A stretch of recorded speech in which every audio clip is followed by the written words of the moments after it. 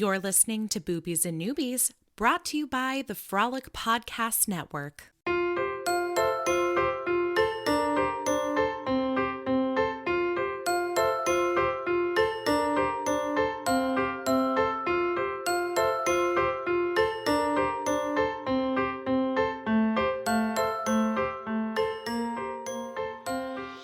Welcome to Boobies and Newbies, the podcast that asks novice romance readers to think outside the dick in a box and brave the unbridled world of erotica. I'm your host, Kelly Reynolds, and it's time for another steamy spotlight interview.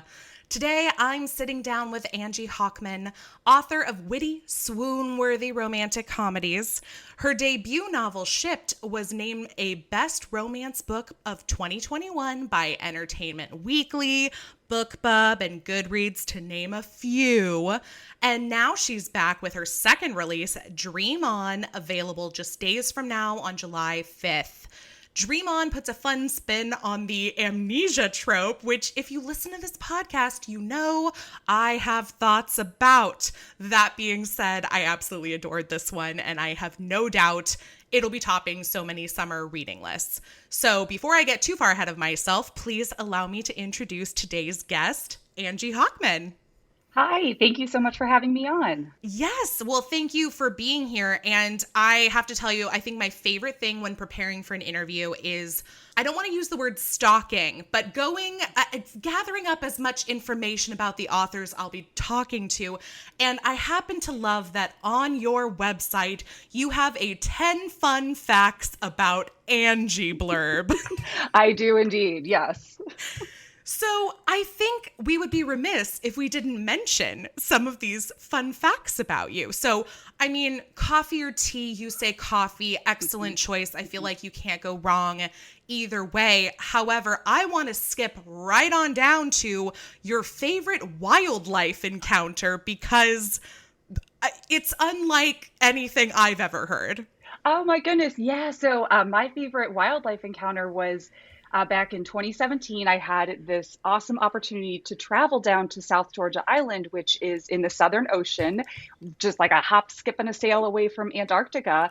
And it is full of penguins, like hundreds of thousands of penguins. It's where most of the world's king penguins breed. And the penguins down there, kind of like in Galapagos, where my first book took place, they're not afraid of you. So you can just like walk right up. So I was taking selfies with these like juvenile penguins. I mean, you can't get too close. It's wild, still wild animals, but it was wild. It was amazing. And they're just so cute. Yeah. I love hearing these stories because I feel like every author needs to have one of these fun facts about themselves on their website. And am I saying that every author has had the opportunity to run and play with penguins, on South Georgia Island? No. However, I think people would be surprised by what their readers will find so fascinating about them and like want to know more about, because that was the one that I saw and immediately wanted to know more. Oh my gosh. Well, I'm glad it piqued your interest, and I'm glad I put those fun facts up for folks. Yes, absolutely. And then the other one was favorite song to sing in the shower, and I'll let you tell everybody that. Oh, yes. Time After Time. Yes, by Cyndi Lauper. Yeah. I'm not a very good singer. This is why I sing it in the shower. So I'm the only one who hears it. But, oh, yeah. We're I like all great singers in the shower. Oh, yes. That's where I shine. I have to say, Time After Time will always have a special place in my heart because one of my very favorite movies of all time is Romeo and Michelle's High School Reunion, which... Yes. If anybody's seen and they're listening to it, you will know exactly what I'm talking about. The scene where they dance at the reunion. It is, one of the most ridiculous scenes in all of film, but it's fantastic. Epic. Oh my gosh. Well, it's like I'm an elder millennial, so I grew up in the 90s. Definitely one of my favorite movies. I was a teen, so yes, I can get on board with that. It's one of those movies where I feel like everybody, especially people who grew up in the 90s, I feel like we all have a movie or 10 where we show it to all of our friends who are maybe like a little bit younger or who maybe didn't have cable growing up, and that is one of those movies for me. Like I will show that to people time and time again. And I don't think I've ever had somebody disappointed by watching Romeo and Michelle. Oh my gosh. No, I mean, how could you be? It's such a fun movie. It's just 90s in all of its glory, I think. So Yes, love it's it. so true. If I could cosplay, like I love seeing people cosplay characters, and Hmm. I've never put the time or effort into doing it, but if I could do it and I was going to go all out, I would do Romeo and Michelle. That would be awesome. I Yeah. fully support this idea. Okay. Well, I need a Romy or a Michelle to go with me. So, All right. Next time we have the opportunity. All right, we got our idea. Next okay, cosplay idea great. right here. You and me. Awesome. That'll be for the next book. Oh, yes. Well, as we head into summer and, talking again about what I know about you through both your author's bio and also your first book, I can only assume, I have to know, do you have any upcoming summer trips or vacations planned? Well, I did just get back from a little jaunt to Florida, which was lovely. My Okay. husband and I took my son just for a week, just to kind of change the scenery. So that was delightful. Besides that, yeah, we don't have any big plans, especially with gas prices being what they are. It's like, Mm, oh, I think sticking close to home sounded pretty good right now. Just making sure to get outside. I love going to local parks and exploring what Cleveland has to offer. I live outside of Cleveland, Ohio, so yeah, I think I'm just kind of sticking close to home these days. hey, sometimes that's the best vacation of them all. Yeah. Yeah. So like, yep, no stress, no extra stress. Yeah, Just the travel. staycation. So I'm a yeah. fan. Are you like me where you plan vacations that you then never take? Like you spend like an inordinate amount of time on Google Maps and like looking up random places. I mean, for me, it's places to eat. It's, Mhm. odd places to stay, like Airbnb in an igloo or under the Oh, stars or oh my gosh. Yes. And I even follow different places on Instagram. Like I am yes. obsessed with this one lighthouse, bed and breakfast in Sitka, Alaska. It's like on Love. this little island, and somebody bought an old lighthouse and converted it into this bed and breakfast. And I follow them on Instagram, and I'm always thinking like, when can we go? Yes. So, Well, and no shade to Sitka, Alaska, but I feel like the movie The Proposal put Sitka, Alaska on the map, and now it's like an ideal travel oh destination. my gosh. Well, yeah, and I have been to Sitka. I went a few years ago. I did not have a chance to stay in the lighthouse, which I'm very sad about. But Oh, oh, it is beautiful. Oh my gosh, it's right there on the coast, and so it's surrounded by water and mountains in the background, and you see eagles mm, flying around, and there's a lot of humpback whales, I guess, depending on the time of year you go. But oh, it's incredible. I would go back in a heartbeat. nice. Well, maybe research for the next book. Yeah, you never know. I mean, there could be a book someday set in Sitka. So very good excuse then to go out do a little bit of research, I think.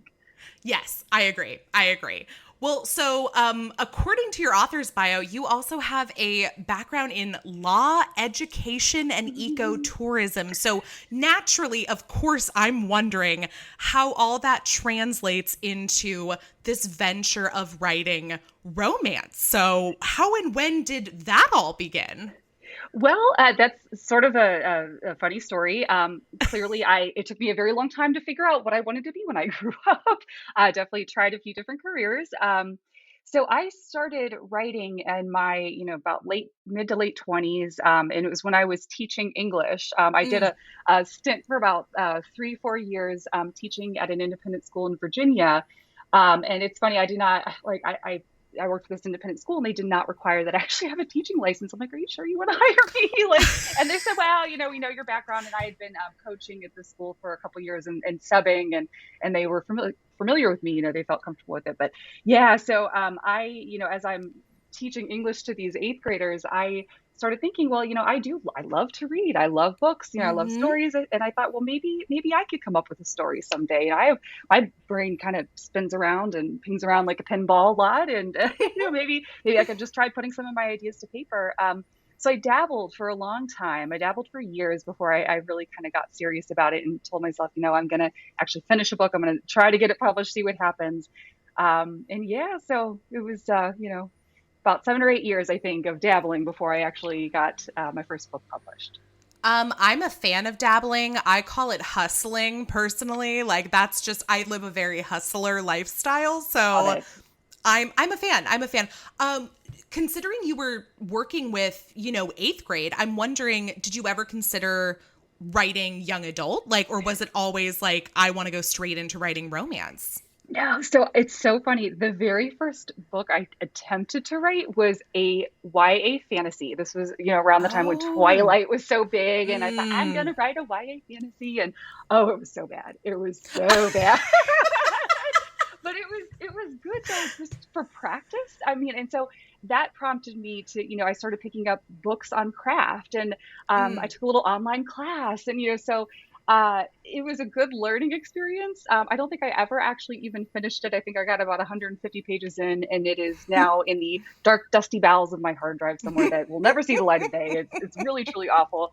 But yeah, so but when I moved beyond that, and I said, oh, maybe this isn't quite my thing. And I decided to get serious about, like, I'm actually going to finish a book, and I wanted to kind of set a time frame for myself. I'm going to try to finish a book in a year. And this was around the time that my son was born, in 2015. And I think that kind of inspired me becoming a mother and thinking, well, I want to, set an example for my kid, about if you have a Aw. dream, like, go for it. And, don't say, oh, I wish I would have. And I thought, well, what books do I love to read? And for several years before then, I had been gorging on romance. A Mm. good friend of mine introduced me to the genre. And actually, the first romance novel I ever read was The Duke and I by Julia Quinn. And of course, we all love Bridgerton on Netflix now. And There you go. You read it um, before it was cool. I did. Oh my gosh, yes, I read it way back when, and I loved it, and so I started reading historical romances, and then I shifted into contemporary. And so anyway, yeah, I decided, well, why not write something that I would want to read? I love that. Yeah, no, and I'm a firm believer in the write what you want to read, because somebody else will want to read it. That's my firm belief. And I teach online for university, and I work mostly with creative writing and screenwriting students, and we have the same conversation where so many of them are sharing their work with their peers, and it's, for some of them, the first time they're ever letting somebody else look at their creative writing. And I always tell them, I'm like, look, I know you want to guard your babies. Like, you want to keep them so close to your chest. I totally Hmm. understand. However, by the end of the course, they always feel so much more comfortable now, having gone through like a peer feedback process and sharing their work and learning about their work by reading other people's work. And it's such a great process. I love seeing it happen, and it's hard. It's definitely hard, but I think you would agree it's definitely a valuable one for the writing process. Oh, absolutely. Yeah, I don't think I've ever heard of any author that's been published who's never shown their writing to anybody except, I don't know, like like an agent, or it's like, no, like, yeah, I think getting that feedback from trusted external sources who can look at your work objectively. I think a lot of times Mm-hmm. when you're writing, you get so close to it, and it's hard. You can lose perspective. So Yeah. absolutely, I would agree with that 1,000%. Yeah, don't be afraid to share your work with the world, and somebody hopefully is bound to like it. Not everybody. Someone's You can't gotta, please I everybody, mean, but yeah, and hopefully, yeah, somebody that's will. the other thing, and that was a big thing that I learned when I was in grad school, was just like, you can't expect everyone to love everything. Like, Oh I no. think I just was raised to be such a like people pleaser that was always something in my I think this is something that women in general have an issue with, is always Totally. wanting to make everybody else happy, and that translates to whatever we're doing as well. So yeah, lesson to everyone out there who wants to write or is writing, just remember, somebody else will love what you're doing. It is for somebody. Right. Yes, absolutely. Oh gosh. Well, the other thing I wanted to ask about is that I feel like I've noticed this common thread amongst my recent Steamy Spotlight interview guests, and that is that so many of them, yourself included, published your debut novels during the pandemic. And so I'm wondering what that process has been, and especially since you're now coming out with your second book, how different it's been between the two books. Yeah, so it's funny. With a debut coming out during a pandemic, part of me almost didn't even know what I was missing because I had never experienced a typical book release. Right. So I did all of my events virtually, on Zoom. I still have, to this day, have never done an author book signing, although I will Oh, have my first coming up June 26th, pretty soon. So oh, I'll I'm be appearing at so a local book glad. fair. So I'm very excited. Uh, Yeah, so I mean, it was odd, but on the other hand, the silver lining is that because I was able to do events virtually, I feel like I was able to connect with a lot more readers in diverse geographical areas, so it Hmm. wasn't limited to just Northeast Ohio or Ohio. I was Zooming with book clubs and bookstores all over the place. So yeah, and then now this time around with the second book coming out in a sort of waning pandemic where I can actually do some in-person events, it almost feels like I'm learning how to do it all for the first time, With the in a second way. book. Yes, like I mean, even just for this book fair I'm going to, where I'm going to have a little table set up and to sign books. I didn't realize until recently, like, oh, I should probably get some signs or something with my name on it so people know who I am. Like, oh yeah, I should order that.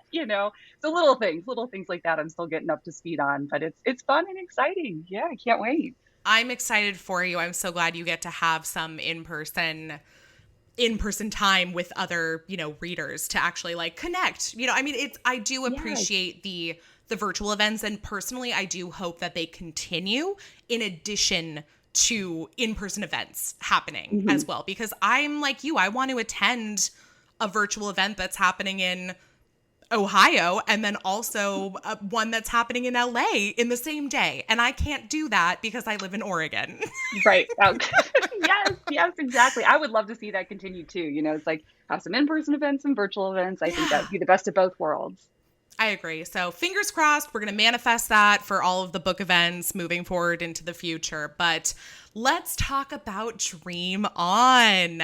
So we won't be diving into too many details, too many spoilers, because we want people to go buy the dang thing. So this is your reminder also to everybody listening that Dream On is out July 5th. So go pre-order from your local bookstore, pre-order online, whatever works for you, but it is available to pre-order. And I find that sometimes if you pre-order a hard copy, maybe it gets to you a few days early. Not always, but Hmm. sometimes. Yeah. Well, and if folks are interested, I am partnering with a local independent bookstore out here by me, Max Backs Books on Coventry, for signed copies. So if you would like to, get a signed and personalized copy of Dream On, be sure to order it through Max Backs, and there you go. So That's yeah. wonderful. I love that. Well, there you go. One more place to order from. So Yep. now, would you mind sharing a brief synopsis for Dream On for everybody listening? Yeah, sure. So, Dream On is my second romantic comedy, and it follows a law school graduate who gets in a car accident and winds up in a coma. And while she's in this coma, she has dreams of this boyfriend who she loves. And when she wakes up, she realizes he doesn't actually exist, right? Like none of her friends and family know him, and so she's it turns out he's a figment of her imagination. So it's a year later. The story opens a year later, and she's moving on with her life. She's starting a new job at this high-powered law firm in Cleveland. She's moving in to a new place with her best friend, and she's forgetting about this dream guy. And then one day she walks into a flower shop, and boom, there he is. Her dream man is actually real, except he doesn't know her.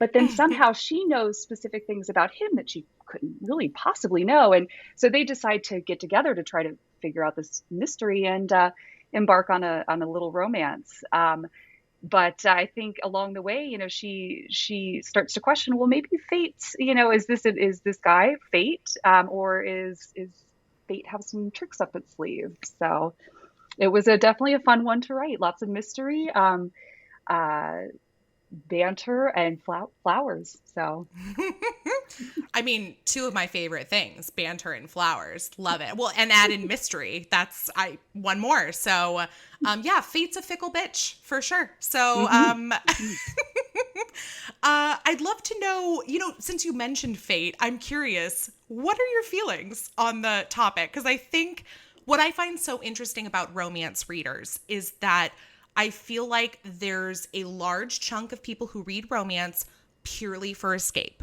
I think there's also a large chunk of readers who prefer, I don't want to say a more realistic side of romance, but kind of like a heightened version of reality. That hmm this is attainable. This is the attainable relationship that I would love to have in real life. How can I make that happen?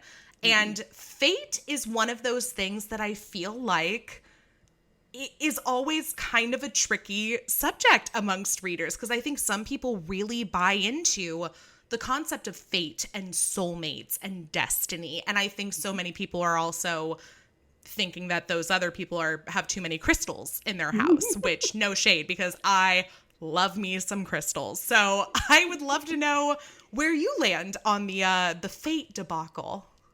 Wow, that's a big question, and I love it so much. And it's funny, that was a question on my mind as I wrote Dream On. Part of the book does explore a little bit, sort of fate versus choice, and Yeah. are there mystical powers of the universe sort of guiding people together? I don't know, and I think it's kind of fun to kick it around. And when it comes to romance, I certainly do love me a good, fated mate sort of fantasy romance, like Cressley Cole. I read a lot of her, was Immortals After Dark books years ago. And I love that, but I also do love the contemporary romances where it does feel a little bit more realistic and a little bit more attainable. And people are coming together based on their choices and based on, growing, sort of in the same direction together. So I don't really have an answer. I think it's a big question mark, but I think that's what makes it so fun. And when folks read Dream On, I hope it gets them thinking about sort of fate versus choice as well. And they have fun with it. Yeah, I'm definitely somebody who I want to believe in fate. I don't know if I do, but it's kind of like I love the idea of magic, and I feel like they're tied together in some way. Like, it's like, I feel like if I believe in magic, I can't not believe in fate. So yeah. I don't know. These are the questions of the universe that I stay up too late thinking about sometimes. I love it. I could just write a book about it like you did. Yeah, there you go. So I said it at the beginning, but I personally am not a fan of the amnesia romance trope. And this is very different in Dream On, because Dream On does something completely different, where instead of forgetting about a past relationship, which I feel like we've seen so often with the amnesia trope in romance, Cass has memories of a relationship that never was. And so it's a fun twist on it, where I feel like if readers are also opposed to the amnesia romance trope like I am, they can still very much enjoy this book. I hope so. Yeah. And it's, when I came up with the idea, it's funny, I didn't really have the amnesia trope on my mind. No pun intended. So I think you're right. Yeah. For folks who are like, amnesia, not really my thing. You might like Dream On. It's not quite that. Yeah, I'm throwing around the term amnesia. She doesn't have amnesia. Like, I'm just making that clear for everyone. Yes. It's honestly more like Inception, where it's like she has these ideas like in her head, and it's like, where did these come from? Like, why are you thinking of this guy? And that goes back to our conversation about fate and magic and everything. But yeah, but my mind immediately went to that I've seen this setup in reverse, where it's been the amnesia trope. And I guess for me, amnesia is just always a little icky, because I feel like there's always like a level of consent that's not attainable with amnesia romance. Yes. Well, and it's funny, talking about amnesia romance, it reminds me of the 80s movie Overboard with Goldie Hawn and Kurt Russell. And I remember watching that as like not a young child, but maybe a young teen or something. And I just thought it was so wonderful and delightful. I mean, and they are delightful actors, but then I watched it again as an adult. I'm like, oh, this is a little problematic. Icky. So problematic. Yeah. He like convinces her that she's his wife, and yikes. So I hear you. Yeah. I think I'm of the same opinion. Yeah. But honestly, if anybody listening is like, Kelly, I've got an amnesia romance that's going to change your mind, let me know, because it's the one thing that I do try to give everything a chance. Like, I do try to, I never say that there's like a trope that I won't read, or there's a subgenre I won't read, because I feel like you're ruling out so many possibilities. But I will say amnesia is the one trope that I don't know if I've ever I don't know if I've ever read it and enjoyed it. Like, so that's changed my mind. Change my mind. I dare you. Yeah, ditto for me too. You know, it's like I can imagine that it could be handled very, very well and compelling, and I would be Yes. excited to read that book. So Yes, I'm with exactly. you. Exactly. So, oh my goodness. Well, I'm excited for Dream On. And like I've mentioned a few times now, it's coming out. Angie's going to be in person. If you're in the Cleveland area, all the more reason to go say hello. Also, here on Boobies and Newbies, we're doing a little bit of a reading challenge this year called 50 Romances, 50 States. And it's all about reading a romance set in each state in the United States. Okay. So check off your Ohio box. I did by reading Dream On. Perfect. Yeah, I feel like I haven't read a ton of romances set in Ohio. And, you know, as somebody, are you an Ohioan? Is that the correct term? An Ohio? Yeah. Ohioan. Ohioan. Yep. Okay. Yep. So as an Ohioan, and I feel like it's probably a great opportunity to incorporate pieces of the city that you live in, the city you love, into your book. Oh, absolutely. And that was so I live outside of Cleveland. I'm not born and raised. Cleveland is my adopted home. I've lived here about 10 years cumulatively. And when I wrote Dream On, it was in the height of the pandemic. And I thought about setting this story elsewhere because I do love to do research into different locations for books. And, you know, I find that fun. But then part of me thought, well, I don't know if I have the energy for that during these days, you know, like a long, draggy pandemic days. And I thought, well, I think it might be fun to get, you know, show a little love to Cleveland. And when I first moved here, I know it took a little bit of convincing. You know, I wasn't sure, oh, well, what does Cleveland have to offer? You know, people call it the mistake on the lake and poo-poo Cleveland, you know. But Wait you know, a second. The mistake on the lake. Oh my gosh, yes. Yeah. So that's the thing that people call it. And people think of like the Cuyahoga River catching on fire in the 70s because it was so polluted. They cleaned it up. P.S. It's nice now. Very nice. Yeah, but no, Cleveland is a wonderful metropolitan area. There's art and culture and restaurants and you know, sports, and it's really wonderful. It has a lot to offer. So I've quite grown to love Cleveland, my adopted home, and it was fun to bring that into Dream On.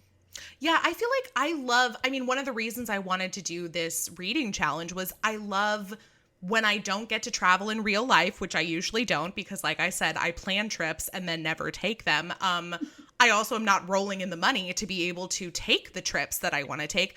I love being able to travel through my books. And so getting to read a book, like what do I don't know anything about Cleveland. You know what I know about Cleveland is that LeBron James used to play there. That's basically it. Yep.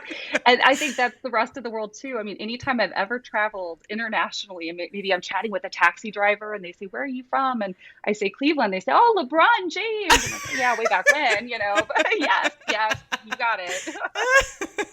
Yes, he was still there when they were playing the Warriors, which is my team for the championship a few years ago. And so I remember them losing to LeBron when he was in Cleveland, but they've since beaten LeBron while he's been in LA. So there you go. That's comes full circle. That's my knowledge of Cleveland in a nutshell.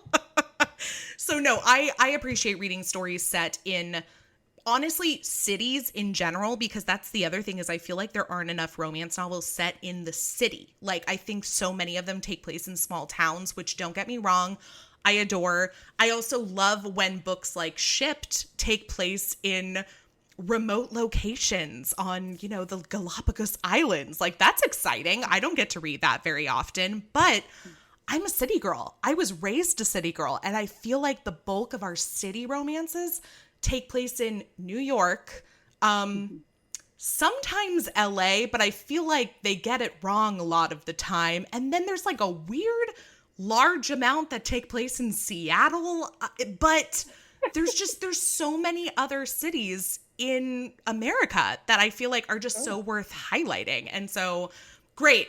You've made me almost want to come to Cleveland.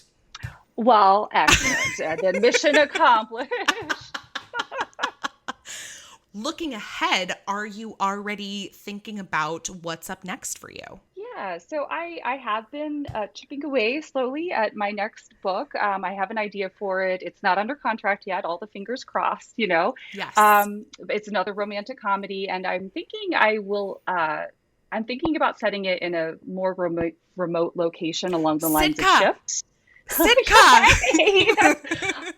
Maybe. I mean, like, so, or maybe South Georgia, where all the penguins are. That's another Yes. idea I had. So, Mm. been kicking that around. I'm drafting the first few chapters. I tend that my process tends to be where I do a ton of thinking up front and a lot of outlining and note taking and just mulling things over. And then I feel like I can finally sit down and write. So I'm just now kind of getting into that. Okay, I'm sitting down and I'm going to write. Like I'm discovering who my characters are, Mm. fleshing out my story, the conflicts, you know. So it's the spring was a little hectic, so I'm not quite as far along as I wanted to be at this point, but that's okay. So the wheels are starting to turn a little bit faster on this story, and yeah, and hopefully gallery or someone will want to publish it. So keeping all the Yes. fingers crossed. I'm still gonna keep my fingers crossed for Sitka, Alaska. Like if it doesn't make it into this book, maybe the next one. Maybe that'll be the fourth one. I'm thinking maybe. I think it's a strong possibility. Yes. I also live in the Pacific Northwest. I should just take a trip to Sitka. Like I feel like it's not No. that much of a stretch for me. There, yeah, like hop on Alaska Airlines. Yeah, I'm sure there's if you're in Oregon, yeah, probably not even Yeah. too far. Exactly. Well, and then beyond what's going on with Dream On and your next project that's just kind of not getting started. It's in the works. Things are flowing. In the works, yes. I always am curious if writers have a dream project, the story that you're dying to tell that just kind of like lurks around your brain at night. Oh gosh, that is such a good question. I mean, I know some writers who have, 10 or 15 ideas cooking at any given time, Sure. and I am not one of those people. Like if I have even two ideas, I'm like, oh, gold mine, excellent. Like, so much to pull from here, because it just takes me a while to sort of land on that Mhm. idea that I want to explore. And then when I do land on that idea, then that idea is the one that I'm thinking about, all day, every day before I go to sleep. And, You dive um, in. yes. So I think, Shift was that book for me, and then Dream On was that book for me. And Dream On, I think for me was a little bit scary to write. I was a little bit thinking, oh, wait, can I really pull this off? Because there is that element of mystery, which is a little bit Hmm. different and not exactly, what you see in a lot of rom-coms. And so first, I think I had a little bit of imposter syndrome. Like, I don't know, maybe I should Mm. write something else first and put this one off. And I said, you know what? No, I'm going to write this one. I'm going to do it. And I'm glad I did. Yeah, it came together. I'm glad you did too. But you still didn't tell me if you have a dream project that's lurking around your brain. So Like, I think I got chasing bunny trails there, but the short answer, no. And okay. so I guess like my dream project is whatever I happen to be working on now that I'm really excited about. So if I do have that, big grand idea someday, huzzah, that would be amazing. I mean, that makes perfect sense to me. I do understand that train of thought. Do you have like little things that you think about that you're like, oh, someday I would love to write a young adult, or someday I would love to write something with ghouls? Like, I don't know why those were the two things that popped into my head, Mhm. but do you have little things like that that maybe aren't even like fully formed ideas yet? I do. Yeah, I absolutely do. I mean, Sitka, Alaska, number Yeah. one. Like, would love to set up book in The Alaska. lighthouse, The lighthouse. hotel that you can go to. Yes, yes. And I would love to write a character with ADHD. I myself am ADD. I wasn't diagnosed until I was 29. I was an adult, lived my whole life, had no idea, and that experience was pretty profound.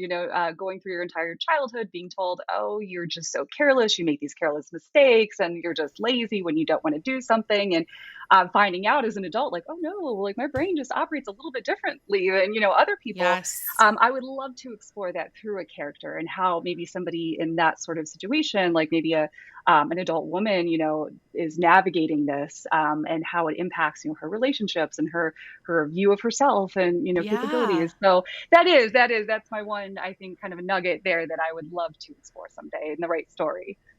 I would love to read that because especially I've had this conversation with my best friend is autistic, and she's a 31-year-old woman who wasn't diagnosed as autistic until she was 29. And it's Wow. something that she's kind of dove into doing so much research about because, and she's even thought about writing a book herself because she's told me, you know, there aren't a lot of resources that are specifically geared towards adult autistic women, that so much of the time we have this very specific idea of like what it means to be autistic, that we put it in a box. We think, oh, this is a, you know, 8-year-old boy. This is not, we don't think about like discovering these things about ourselves or being diagnosed, even if this is something we've been coping with for years, but being diagnosed as an adult, that looks different. That looks so different. And so I would love to read that story. That's something that would definitely be, I think something a lot of people would love to read.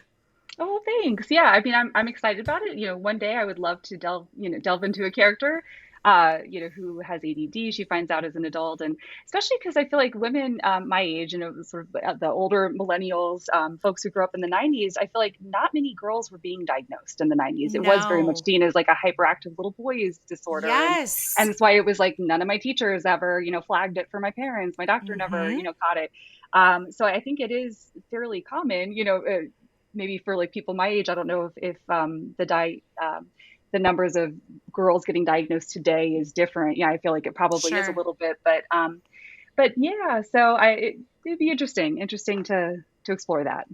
Yeah, I agree. Well, and maybe she goes to Sitka, Alaska. Oh my gosh, just throwing it, just It's oh my just, it's gosh, all coming making magic together. here. Yes, yes. I love it. Well, last thing I'd love to know from you is I know we talked about advice for writers sort of inadvertently, just about, you know, someone's going to love your work and everything. But as this podcast is called Boobies and Newbies, and so much of the time I'm trying to expose newbie romance readers to their very first romance read. I'd love to know, do you have any advice for newbie romance readers? For readers, like people who are just picking up their first romance novel, Yeah. do it. Get your hands on that romance and read. Yeah, no, I mean, well, I would say listen to podcasts like Boobies and Newbies to get, book recommendations, talk to your friends, and just give it a shot, and I love, like, this feels like it's coming back full circle to, we both kind of agree, like, maybe we're really not into amnesia romance, but heck, Mm, I would read one if a good friend recommended it to me and said, hey, you got to read this. It's awesome. Like, so yeah, I mean, there's so many resources out there for readers to help them find books that will resonate with them, whether it's, yeah. Goodreads, and Book Talk is huge now, so get on TikTok and Hmm. see what the book talkers are talking about. It's so true. So I mean, you and I were both on the receiving end of it at one point. We each had a person that, you know, handed us our first romance novel or mhm. thought, I think you'll like this. For me, it was my mom. For you, it was a Ah, friend. mhm. And it's funny to see that the flip side, that then we become the people that, well, let me hook you up. You know, like, what do you want? Do you want Yeah. dragons? Do you want like rom-com? Like, tell Yeah. me, do you want remote island location? What can I offer you? Oh my So, gosh. And there is a smorgasbord of choices in romance. I oh, think there's definitely something for everybody. And like I tell my 7-year-old all the time, you never know if you're going to like something until you try it. So you got to at least yes. take a bite. So Yeah. take that bite of romance. Take that bite of romance. Perfect line to wrap things up on. So, last thing, I'll just ask you, Angie, where can everybody listening find and follow you and, you know, keep up to date with everything that's coming up next for you? Sure. Yeah. So folks can learn more about me on my website, www.angiehockman.com. I'm also fairly active on Instagram, and I think it's Angie_Hockman. I just blanked for a second on my own Instagram handle. Same thing on TikTok. I just recently joined TikTok. It's been an adventure. Yay. So I am on there now. And I'm on Twitter from time to time as well, Facebook. So yeah, find me on social media. I love to connect with readers. And if you pick up a copy of Dream On when it comes out in a couple weeks, I'd love to hear your thoughts. So feel free to shoot me a Fantastic. message. Yeah. Wonderful. Yes. Everybody go grab your copy. It's out. By the time this episode comes out, it's probably out in the matter of days. So all the more reason to go pick it up. And as Angie mentioned, you can always order it online from her local bookstore and get a signed copy. So a great way to kick off summer and treat yourself. Other than that, thanks for hanging out with me, Angie. Oh gosh, thank you so much. This was so much fun, and thank you for having me. Yeah, I can't wait the next time we get together and cosplay Romy and Michelle and go to Sitka, Alaska together. Heck yes, it's a date.